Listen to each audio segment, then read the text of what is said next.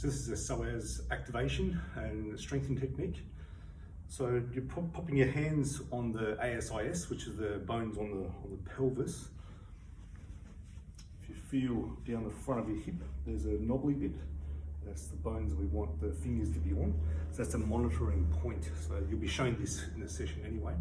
So you're popping your fingers on there. So you're feeling if there's movement there, and we aim to not have movement there. So we're sitting, so there's a central longitudinal axis, so a straight line through your body. So as if there's a string pulling you up here, like a weather balloon, gently pulling you up.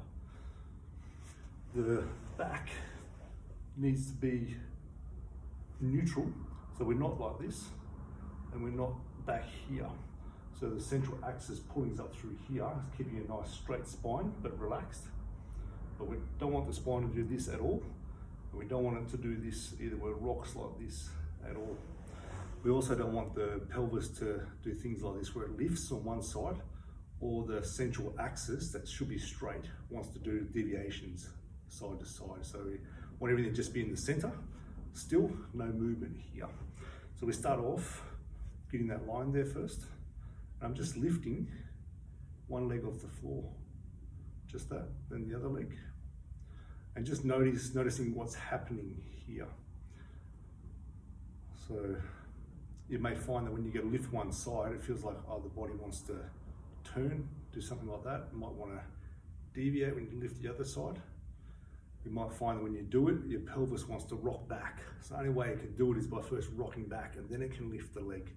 They're all strategies that the body will do to try to get around a weak, deactivated hip flexor, psoas, okay?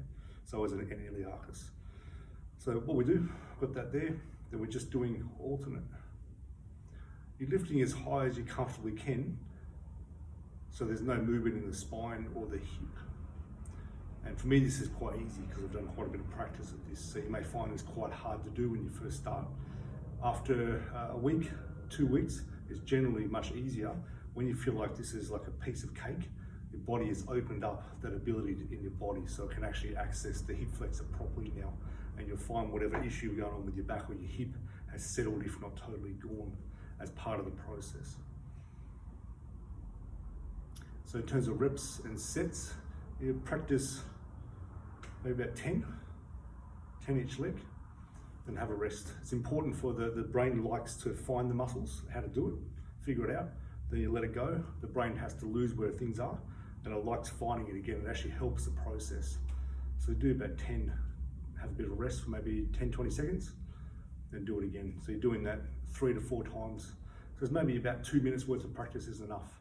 And later in the day, do it again. Later in the day, do it again. So 2 to 3 times a day is good when you're first starting out.